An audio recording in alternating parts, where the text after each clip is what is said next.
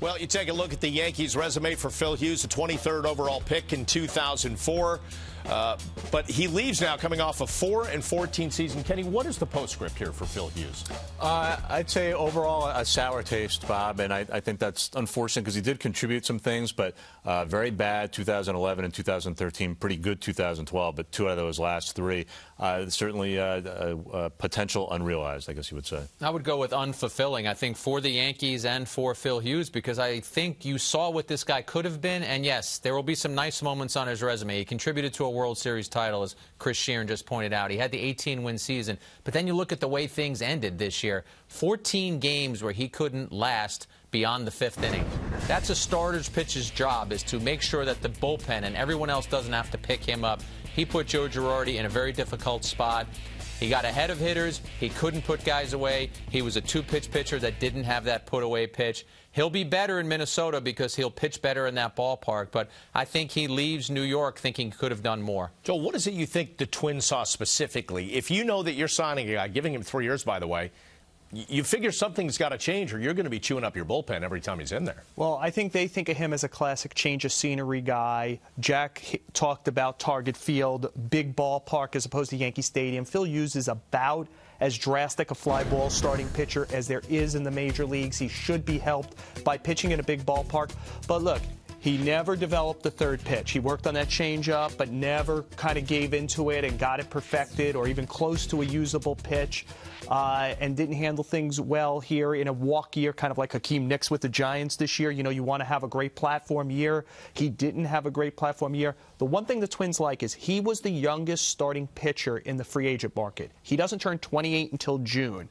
The Twins know that they're not going to be a very good team next year, even after spending over $70 million on Ricky Nolasco and Phil Hughes. But they have 2 of the better prospects in baseball, in Miguel Sano and Byron Buxton. And they think those guys might be up by the end of 2014, ready to contribute in 2015. And they feel if they could just get Hughes straightened out, he'll only pitch in this contract 27, 28, 29, 30, that he'll be part of something moving forward.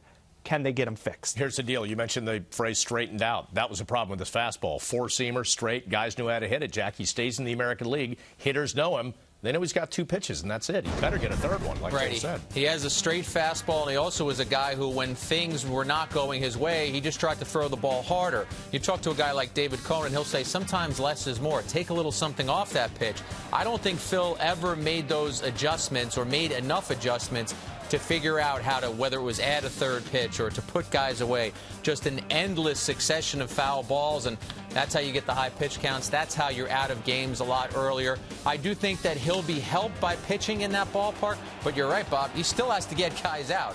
He may give up fewer homers. He still has to figure out a way to get quicker outs. And I think there should be a footnote here, which is he was unfulfilled promise. He was not as good as the Yankees hoped and planned for around Kennedy and Jabba, that those guys would carry them into a better future.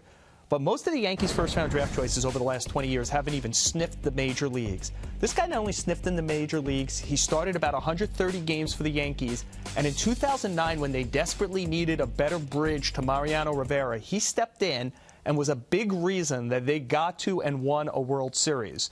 He is a part of some success here, and that should be remembered as well.